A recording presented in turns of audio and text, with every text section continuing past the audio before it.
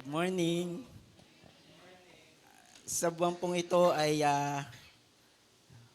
Pebrero pa rin, ano ho, at hindi pa huhuli ang mensahe ng Panginoon patungkol po sa pag-ibig. Dahil everyday naman po tayo po ay nabubuhay sa pag-ibig. Tayo po ay tumayo sa pagbasa ng kanyang mga salita. Kung kayo po ay may Biblia, samahan niyo po ako sa unang Korinto, chapter 13, verse 13. Ang sabi po dito, kaya't ang tatlong ito'y nananatili, pananampalataya, pag-asa, at pag-ibig. Ngunit ang pinakadakila sa mga ito ay ang pag-ibig. Tayo po ay minsan pang manalangin, dumulog po sa ating pong Panginoon sa umaga pong ito. Lord, maraming pong salamat sa umaga pong ito, sa panibagong buhay, panibagong araw na ibinigay niyo po sa amin. Salamat po sa pag-extend, Panginoon, ng aming pong hininga. And we acknowledge, Panginoon Diyos, na ang buhay pong ito ay galing po sa inyo. Salamat po sa kagalakan na kami po ay nasa lugar pong ito, sa bahay-sambahan, Panginoon, kung saan kayo po ay aming pong mapapapurihan, madadakila, maitataas, mapapasalamatan, Panginoon. Salamat, O Diyos, sa umagang ito at kami po ay humihingi ng paglilinis sa aming pong mga buhay. Patawad po, Panginoon, sa aming pong mga kahinaan. Patawad po sa aming pong mga pagkukulang. Patawad po, O Diyos, sa aming pong mga kasalanan na nakita nyo, Panginoon. At alam po namin na wala po kaming maitatago sa inyo pong harapan sa umaga pong ito. Hayaan niyo po, Panginoon, na sa umaga pong ito, kayo po ang aming pong naisin na maranasan ang banal na Espiritu, siyang patuloy na mangusap sa aming pong kalagitnaan. At Lord, pagpalain niyo po ang inyong pong mensahe sa umaga pong ito. Tuloy niyo pong buksan ang aming pong pangunawa, ang aming pong damdamin, ang aming pong puso, ang aming pong tainga, Panginoon. Alam po namin, Lord God, may gagawin po kayo sa umaga pong ito. Alam po namin, meron po kayong panibagong mensahe, Panginoon, sa umaga pong ito. Hayaan niyo po, Panginoon, na kami po ay patuloy na magpuri, Panginoon, sa inyo sa umaga pong ito. Gamitin niyo po ang inyong pong abang lingkod bilang mensahero ng inyong pong mga salita sa umaga pong ito. Kayo po ang mapapurihan. Kayo po, O Diyos, ang patuloy na maparangalan sa pangalan po ni Jesus. Ito po ang aming samo at panalangin. Amen at amen. Muli, magandang umaga po sa bawat isa. Ang tema po natin sa umaga pong ito ay usapang pag-ibig. So, bagamat tapos na ang February 14, tayo po ay nabubuhay pa rin sa pag-ibig. Ayan. Ang ganda po ng sinabi po dito, kaya't ng tatlong ito'y mananatili, pananampalataya, pag-asa, at pag-ibig, ngunit ang pinakadakila sa mga ito ay ang pag-ibig. Sabihin mo nga po sa katabi mo, yung pong yung may puso, hindi lamang po basta masabi natin ito, mahal kita sa Panginoon. Maging yung pong nanonood sa ating online po, kung kayo po ay may katabi, sabihin nyo po, mahal kita sa Panginoon. Yan. Kahit tapos na ang February 14, tayo po, dahil po tayo ay may Kristo sa buhay, ang pag-ibig na ito ay hindi po nagtatapos. Amen po? Dahil araw-araw ay nabubuhay po tayo sa pag-ibig ng ating pong Panginoon. Sa next slide po, tingnan po natin sinasabi po sa unang Juan, verse 4, 7 to 21, kung kayo po ay may Biblia, kung hindi nyo po makita po yung ating po nasa slide. Sabi po dito sa verse 7, mga minamahal, mag-ibigan tayo sapagkat mula sa Diyos ang pag-ibig. Ang bawat umiibig ay anak ng Diyos at kumikilala sa Diyos. Kaya ako po ay naniniwala ng bawat sa po sa atin ay umiibig dahil nakilala po natin ang Panginoon. Ang hindi umiibig ay hindi kumikilala sa Diyos, sapagkat ang Diyos ay pag-ibig. Inihayag ng Diyos ang kanyang pag-ibig sa atin nang isugo niya sa mundo ang kanyang kaisa-isang anak upang magkaroon tayo ng buhay sa pamamagitan niya. Ito ang pag-ibig, hindi sa inibig natin ng Diyos, kundi tayo ang inibig niya at isinugo niya ang kanyang anak upang maging handog para mapatawad ang ating mga kasalanan. Mga minamahal, kung ganoon kadakila ang pag-ibig ng Diyos sa atin, dapat din tayong magmahalan. Sinabi po ng salita po ng Panginoon, dapat po tayong magmahalan at hindi po tayo dapat nagkakagalit. Kung titignan po natin ng ating pong katabi, nakagalit na po ba natin siya?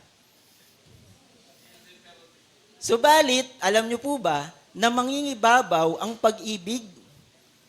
No po, dahil kay Kristo.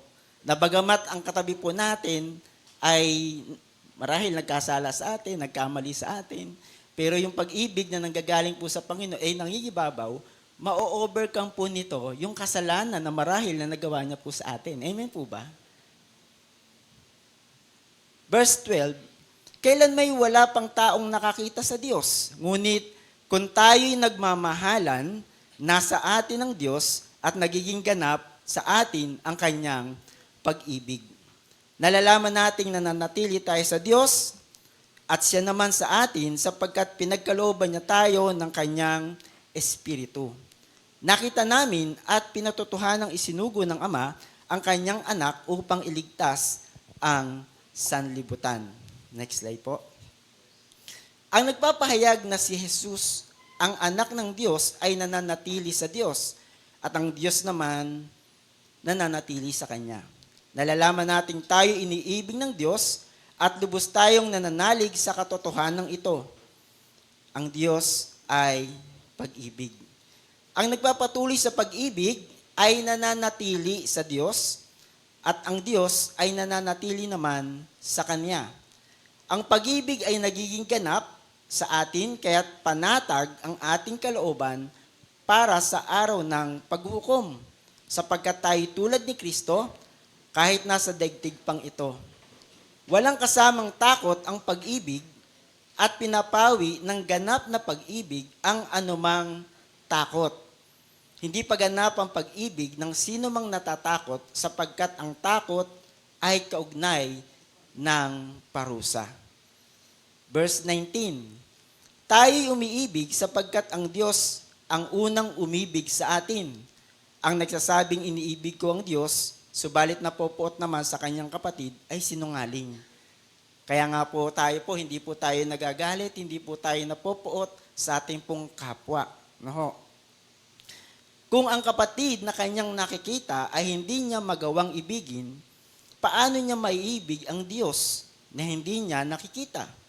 Ito ang utos na ibinigay sa atin ni Kristo. Ang umiibig sa Diyos ay dapat din umibig sa kanyang mga kapatid. Pero sa umaga pong ito, anong klaseng pag-ibig ba ang ating pong ibibigay? At marami daw pong klase o 8 types of love ay titingnan po natin ano pang klase ng pag-ibig ito. 8 types of love. Number 1 daw po ay, ano tawag po dyan? Pilautia o self-love. Yan po. Sabi po dito, Pilautia has actually been having a bit of a moment lately.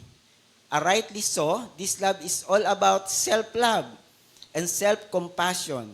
It may seem obvious, but the relationship we have with ourselves is very important. And yes, it needs to be nurtured. Pilautia is important for our own confidence and self-esteem. And it will also influence how we interact with the world.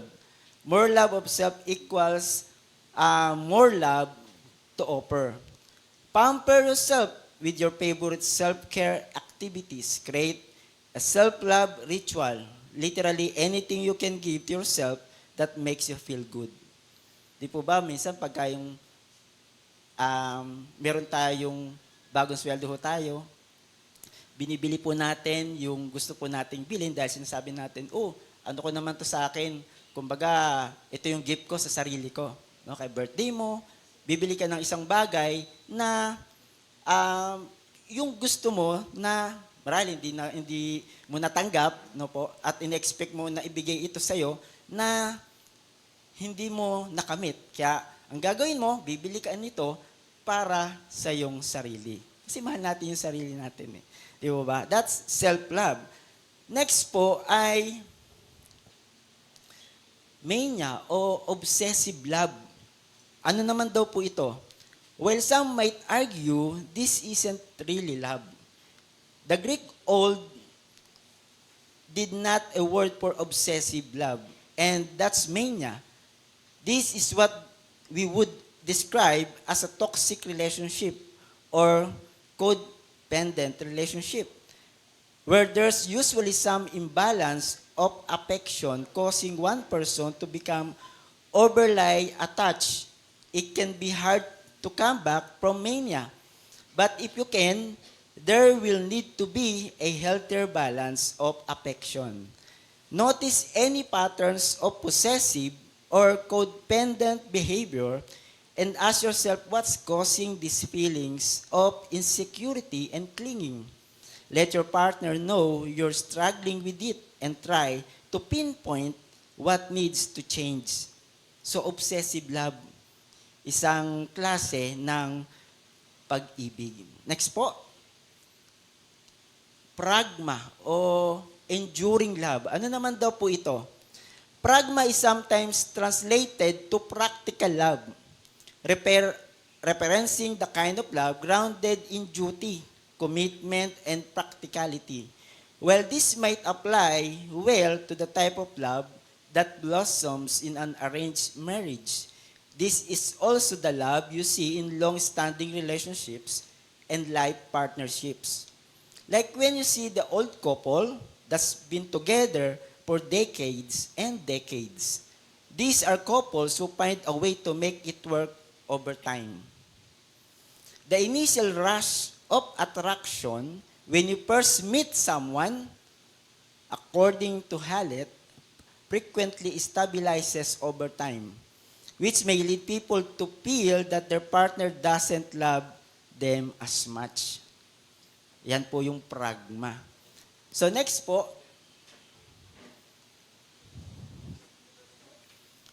ludus. Ako, playful love. So mapaglaro. No? Ludus is very flirtatious and fun without the strings that come with eros or pragma. It can be seen in the very early stages of relationships. When two people are flirting, courting each other, and crushing on each other. It often involves laughing, teasing, and feeling giddy around the person. It's very childlike in that way, though it can certainly evolve. Remember that all crushes that don't need to get serious or pan out into full-blown relationships. Sometimes there's great joy and pleasure in just enjoying the flirtation and the will we or won't we game. So playful love. So mapaglarong pag-ibig. At ako'y naniniwala na hindi ito yung gusto ng Panginoon. Ano? Next po. Storge or familial love. Yan. This is the type of care that exists between family members, friends, or companions. Longer lasting. It goes beyond an initial infatuation or attraction. Honor your father and your mother so that you may live long in the land the Lord your God is giving you sa Exodus 20 verse 12. Next po is Phileo, yung friendship love. Ayan, ano naman po ito? Phileo most often describes a relationship between people, one of a generous warmth for another. But in the broader sense, it can also apply to churches and even cities. Keep on loving one another as brothers and sisters sa Hebreo 13 verse 1. Next po, Eros. So ito po yung passion love, sabi po dyan. This kind of affection is meant to describe a healthy, sensual love between husbands and wives. Romance and physical attraction play a part in it. God gave us kind of desire with the clear instruction to express it only within the bands of marriage. Ano po? I am my love and my love is mine. So ito pong eros love na to, nangyayari lang po ito within the bands of marriage. Scripture clearly tells us that He cares about what we do with our bodies. Believers are cautioned to avoid showing eros love to anyone but to our spouse, so that the choices we make honor God. Flee from sexual immorality. No po, at dito po ay marami, no? Marami ang bumabagsak. All other sins a person commits are outside the body, but whoever sins sexually sins against their own body. Do you not know that your bodies are temples of the Holy Spirit who is in you, whom you have received from God? You are not your own. You were bought at a price. Therefore, honor God with your bodies. At panghuli, ito po yung sinasabing agape love or charity. Agape love is probably the most talked about of types of love. It is the highest, most complete form of affection. God's love for us is the foundation of this love. And Jesus gave us many lessons about and examples of agape, a strong, selfless, unconditioned, and sacrificial love during His earthly ministry. So ito po yung sinasabi po nating pag-ibig na walang kapalit, pag-ibig na walang kapantay. At yan po ay nagawa ng ating Panginoon. So, tingnan po natin ang isang biblical story. Ano po? Sige po, next slide po. Kung ating pong, sige po, yan. Tingnan po natin sa Genesis chapter 29, kung meron po kayong Biblia, 29 verse 15. Sabi dito, pagkatapos ng isang buwan, sinabi ni Laban kay Jacob, hindi dahil magkamag-anak tayo ay pagtatrabahuin kita ng walang bayad. Magkano bang dapat kong isweldo sa'yo? Si Laban ay may 2 anak na dalaga. Si Leah ang nakatatanda at si Raquel naman ang nakakabata. Mapupungay ang mga mata ni Leah. Ngunit mas maganda at kaakit-akit si Raquel. Nabighani si Jacob kay Raquel. Kaya't ang sabi niya kay Laban, paglilingkuran ko kayo ng 7 taon para kay Raquel. 7 years, ho. Nakita po natin dito, 7 taon para kay Raquel. Sinabi ni Laban, mas gusto ko ngang ikaw ang mapangasawa niya kaysa iba. Sige, dumito ka na. 7 taong naglingkod si Jacob upang mapasa kanya si Raquel. Ngunit iyon ay parang katumbas lamang ng ilang araw dahil sa laki ng pag-ibig dito. Tayo po ba ay umibig na sa ating pong kapwa? Parang wala akong marinig na. Ayan. Pero ibang klaseng pag-ibig, no? Hindi natin maikukumpara po yun sa pag-ibig ng Panginoon na naipadama niya po sa atin. Ayan. So, tuloy ko po. Sinabi ni Jacob kay Laban, dumating na po ang panahong dapat kaming makasal ng inyong anak. Naghanda ng malaki si Laban at inanyayahan ng lahat ng taga-roon. Ngunit ng gabing iyon, hindi alam ni Jacob na ang pinasiping sa kanya ay si Leah. Sa halip na si Raquel. Ibinigay naman ni Laban kay Leah ang alipin nitong si Silpa. kinaumagahan nakita ni Jacob na si Leah pala ang kanyang kasiping. Kaya sinabi niya kay Laban, "Bakit ninyo ito ginawa sa akin? Bakit ninyo ako nilinlang? Naglingkod ako sa inyo para kay Raquel, hindi po ba?" Sumagot si Laban, "Hindi kaugalian dito sa amin na mauna pang mag-asawa ang nakababatang kapatid. Patapusin mo muna ang sanlinggong pagdiriwang na ito at pagkatapos ay ibibigay ko sa iyo si Raquel kung maglilingkod ka sa akin ng 7 taon pa." A total of 14 years.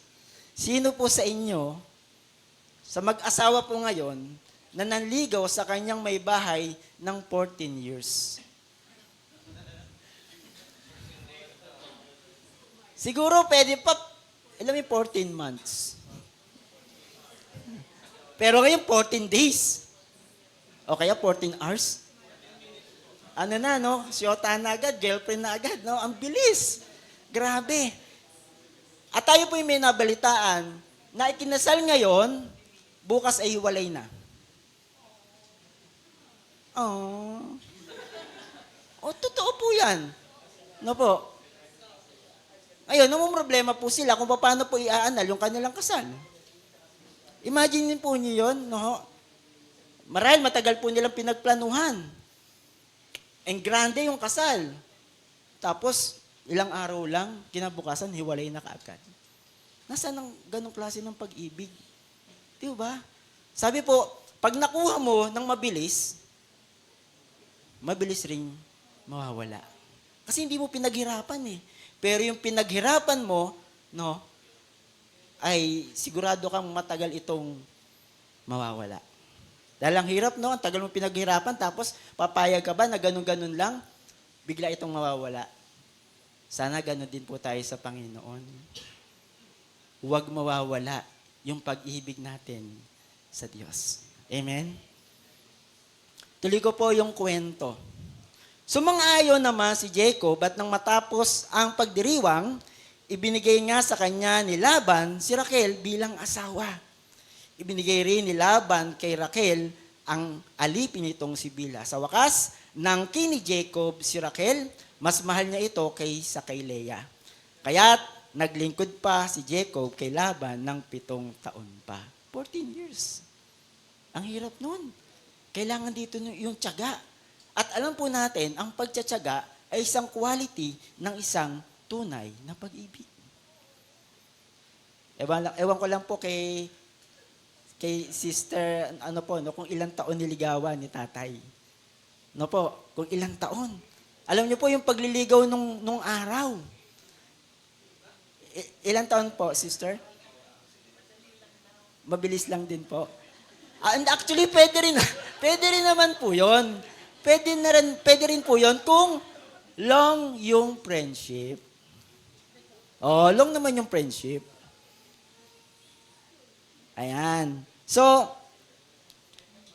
wag po tayong gumaya po ngayon, no? Yung instant. Marami na po kasi ngayon, uso na yung instant eh. Wag po tayong papayag na instant yung ating pong pag-ibig. Kailangan po ito po yung ating pong pinaghihirapan. Sige po, next po. Ayan. So pag-usapan po natin yung ating pong pamilya sa umaga pong ito. Kasi alam ko po na ang design ng Diyos sa ating pong pamilya ay napakaganda. Sige po, next po. Dito po sa Efeso, verse 5 to 21, ito po ay tagubilin sa mag-asawa.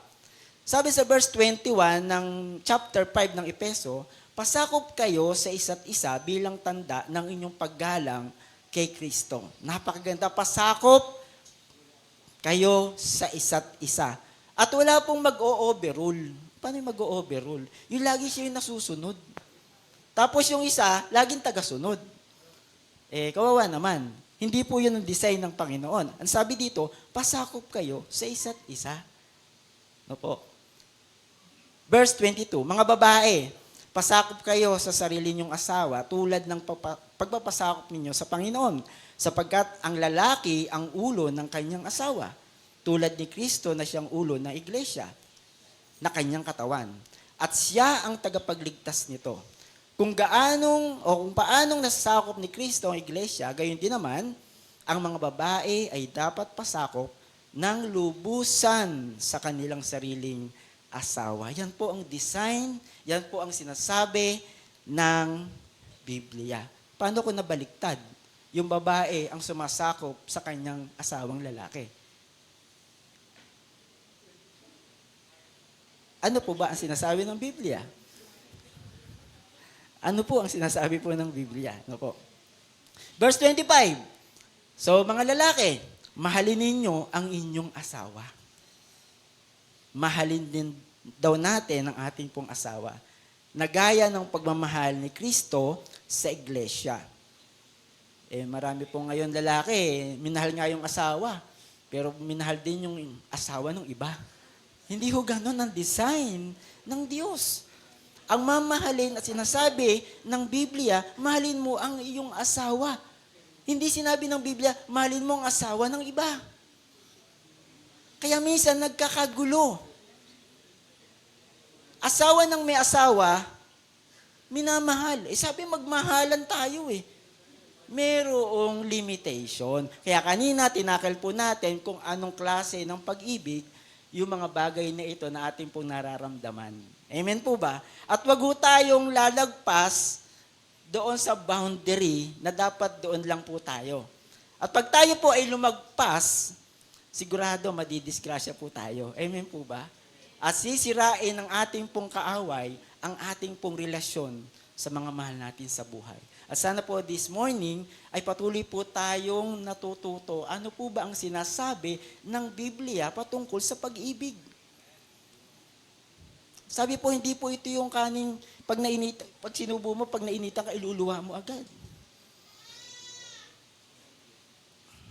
Verse 33. Subalit ito'y para din sa inyo. Kayong mga lalaki, mahalin ninyo ang inyong asawa gaya ng inyong sarili. Mga babae, igalang ninyo ang inyong asawa. Ang asawa minamahal, hindi ginugulpe. Sa mga lalaking nang gugulpe, sa mga lalaking nang uumbag, sa mga babaeng may black eye, kawawa. Ang sabi, mahalin po natin, kung may asawa po tayo, mahalin po natin ang ating pong mga asawa. Ibinigay po yan sa atin ng Panginoon upang mahalin. Hindi upang suntukin, upang hindi bugbugin. Minsan nagkakabaliktad yung babae nang gugulpi doon sa lalaki. Hindi po yun ang design ng Diyos. Amen po ba? Hindi po yun ang design ng Diyos Binabaligtad ang disenyo ng Panginoon sa buhay po natin, mga tao. Huwag po tayong pumayag po noon. Next po. Dito po sa Efeso chapter 6, umpisahan ko yung sa verse 4. Mga magulang, hindi yung magugulang magulang. Huwag ninyong ibuyo sa paghihimagsiklaban sa inyo ang inyong mga anak. Sa halip, palakihin ninyo sila ayon sa disiplina at aral ng Panginoon. Ito po ay maliwanag na sinasabi ng Biblia sa mga magulang. Ang tanong, paano yung magulang walang alam sa salita ng Diyos? Paano po nila ma-raise ang kanilang mga anak sa tuntunin at aral ng Panginoon? Hello? Sabi nung nanay, sabi nung tatay, hindi, ang Biblia para lang sa mga kabataan yan. Sabi naman ng kabataan, hindi, ang Biblia ay para sa matatanda lang. Hindi po may sinasabi ang Biblia. Sinabi dito sa lalaki, sinabi dito sa mga babae, at dito po sa verse 1, na sinasabi po dito, mga anak. Sabi po dito, kung kayo po ay anak, ito po ay sinasabi ng Biblia para sa atin. Sundin ninyo ang inyong mga magulang. Yung aking po bang anak ay gising? Hindi ho ba natutulog? Ang sabi dito, alang-alang sa Panginoon, sapagkat ito ang nararapat, ang alin, ang sundin ng mga kabataang ito, ng mga anak na ito, ang kanilang mga magulang. Verse 2, igalang mo ang iyong ama at ina. Respeto. Ngayon wala na respeto mga kabataan eh. Hindi ko sinasabing mga kabataan po dito. No? Dadaan gabi, lalampasan ka na lang. Hindi man lang magmano. Dati, usong-uso pagmamano. Talagang nakaugalian na po natin yan. Mga kulturang Pinoy, ang respeto sa matatanda, no po, na kapag kagabi o anytime na makasalubong mo yan, namit mo yan, ikaw ay nagmamano. Minsan nga, pagka-Christmas lang, sa mga inaanak, doon lang nagmamano. Di ba? Yung respeto, sana po ay patuloy po natin itong taglayin. No po? Sa mga kabataan, sa bawat isa po, no po, na may mga magulang pa, yun po ay nararapat at ito po ang sinasabi po ng Biblia. At ito pong maganda't pangako. Ito ang unang utos na may kalakip na pangako. Verse 3, magiging maganda at mahaba ang iyong buhay sa lupa. Gusto ba nating ma-extend pa yung buhay po natin? Igalang po natin ang ating pong ama't ina. Meron po yung pangako ng ating pong Panginoon. Amen po ba? Ito po yung disenyo ng Diyos sa atin. No po, na ang lalaki ay mahalin ang kanyang asawa. At ang babae naman ay magpasakop, sabi po doon, ng lubusan sa kanilang asawang lalaki. At ang mga anak pong ito, igalang po natin ang ating mga magulang. Amen po. Ngayon, ang kabataan, hindi ko sinasabing taga-TLOP, no, na youth, hindi na marunong rumispeto. Sila na ang sumisigaw dun sa mga magulang, nanay! Tatay! No po. At sa umagang ito, gusto ko pong i-share ang isang video clip. Sana po ito po ay ating pong may video clip?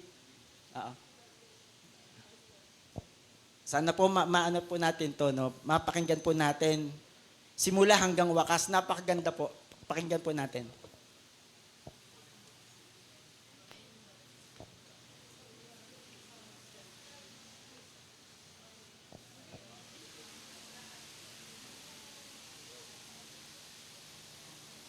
Nakakalungkot. Marami na kasi ngayon. Ang mga anak na palasagot at pasaway sa magulang. Kapag inutusan ng dadabog, nakasimangot. At kung minsan hindi nabibigay ang gusto, sumasama ang loob. Diba? Pero hindi mo ba naiisip na sa tuwing sinasagot natin sila, nasasaktan sila, pero hindi nila pinapakita. Tinitiis nila yun.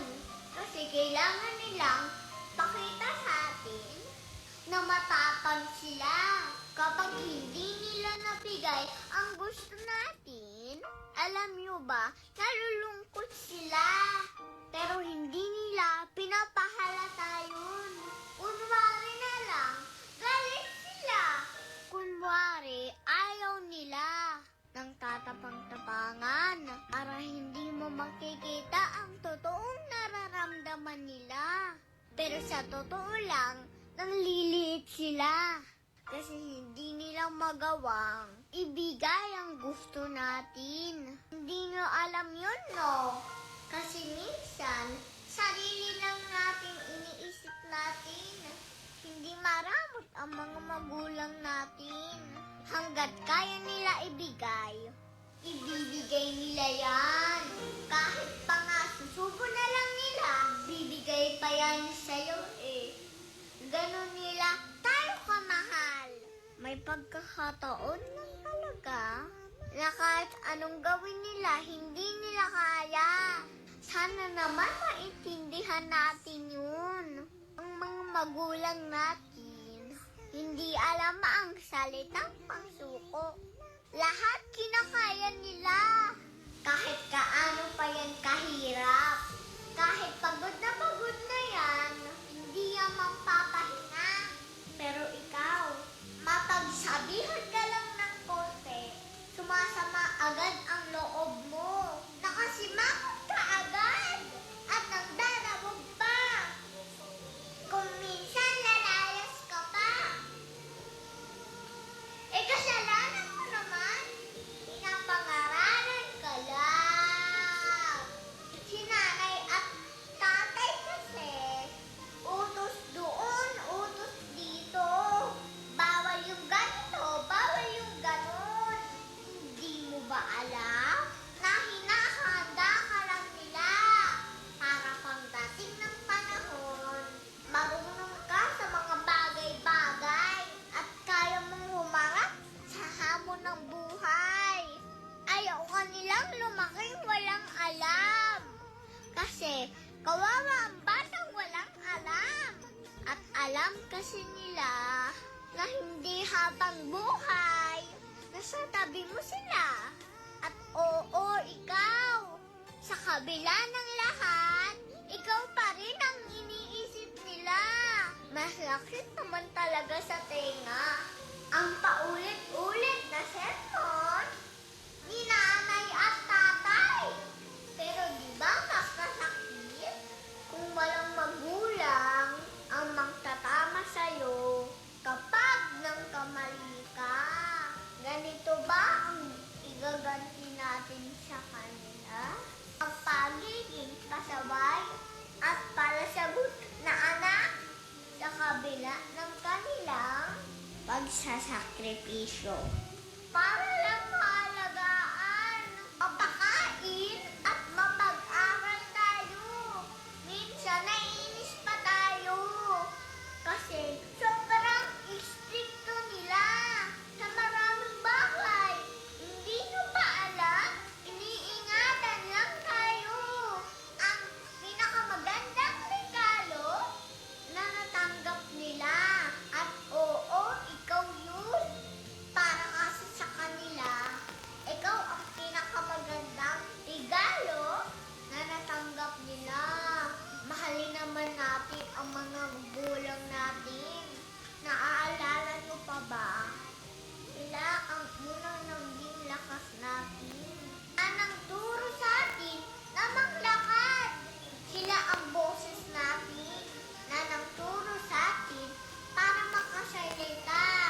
Alam niyo ba kung bakit tayo tinuruan? Kasi darating ang panahon na hindi na sila nakakapagsalita. At kung dumating ang panahon na yun, sana tayo naman ang mangsilbing mga paa nila. Sana tayo ang maging boses nila. Si nanay at tatay, kayang alagaan ang isang dosenang anak. Pero minsan ang isang dosenang anak, hindi kayang alagaan ang nang iisang magulang nila. Nakakalungkot, diba? Ang pagmamahal ng isang magulang ay walang kondisyon at hindi maihahambing sa anumang relasyon. Erespeto natin sila. Paramdam natin sa kanila na mahalaga sila. Mahalin natin ang mga magulang natin habang kasalo pa natin sila sa hapagkainan. Kasi walang silbi ang mga mukha natin kapag bakante na ang mga upuan nila.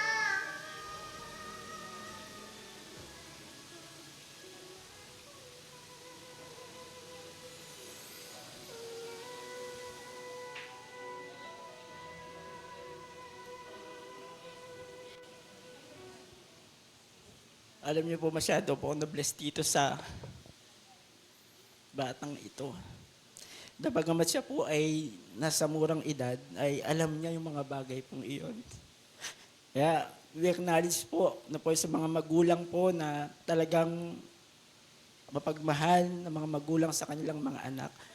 At sa mga anak na nandito, nire-remind tayo ng Panginoon habang malalakas pa sila, habang buhay pa po sila, ay ipadama po natin sa kanila ang ating pong pagmamahal. Amen po. Salamat po sa message ng Panginoon. At last, sabi ko nga po, ang bilis ng buhay ng tao. Napakaiksi.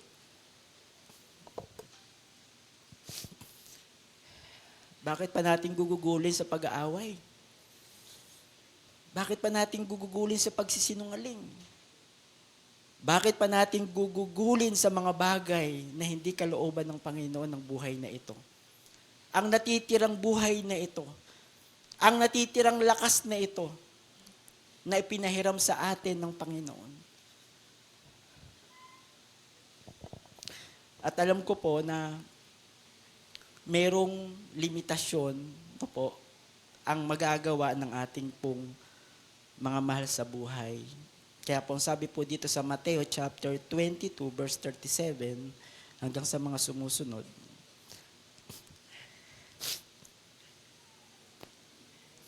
Sumagot si Jesus, ibigin mo ang Panginoon mong Diyos ng buong puso, buong kaluluwa mo at buong pag-iisip mo. Verse 38, ito ang pinakamahalagang utos. Verse 39, ito naman ang pangalawa. Ibigin mo ang iyong kapwa. Gaya ng iyong pag-ibig mo sa iyong sarili. Alam niyo po, marinig man natin ang lahat ng mensahe patungkol sa pag-ibig. Kung hindi ho natin ito mai-apply hanggang nabubuhay po tayo, ito po ay baliwala. Kaya nga po, salamat sa Lord. Patuloy po tayong nire-remind. Kung minsan nagkukulang po tayo, alam niyo po, habang nabubuhay po tayo, may pag-asa.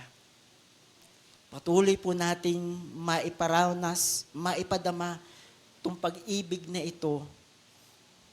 Unang-una sa ating Panginoon, second, sa ating pong kapwa, sa mga mahal natin sa buhay. Amen po. Alam niyo po, napakasarap umibig dahil si Kristo ay nangunguna sa ating po mga buhay. Amen? Tayo po ay tumayo.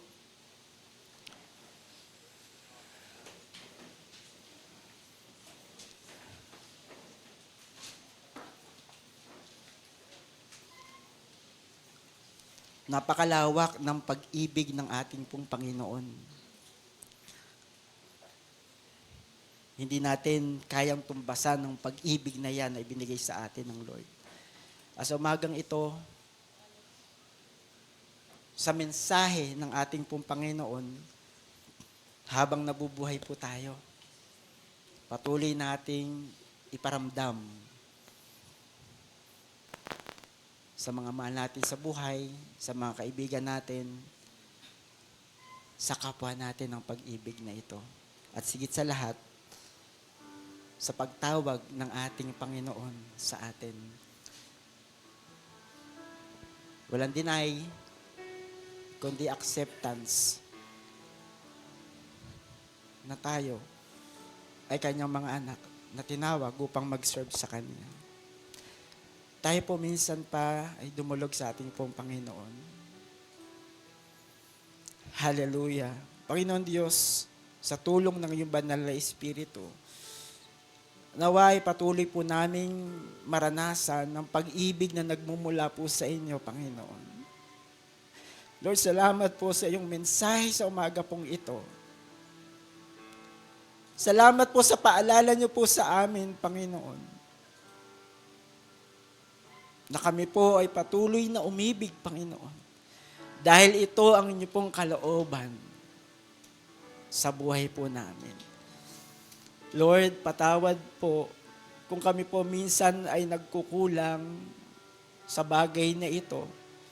At salamat po sa umagang ito sa iyong paalala, Panginoon, ng aming po mga magulang, habang buhay pa po sila, patuloy po namin silang ibigin at mahalin, Panginoon.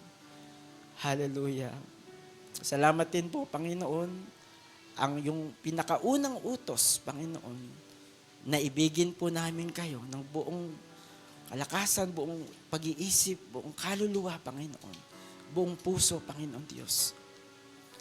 Hallelujah. Sa iyong pagtawag sa amin, Panginoon, Hallelujah. Purihin po kayo.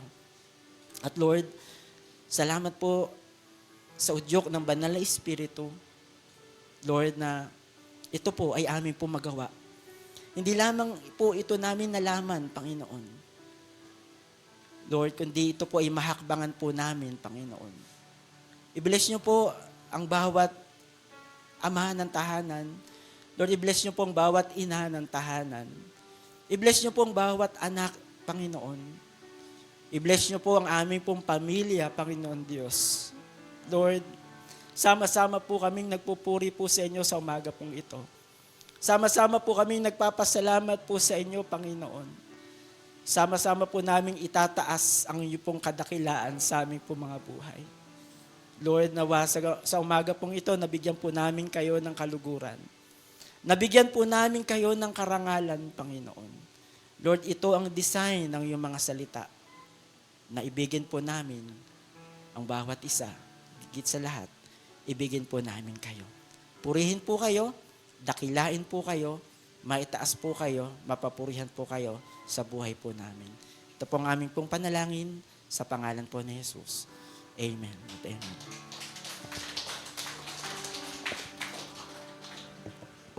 Sige po, tayo po makakapo muna.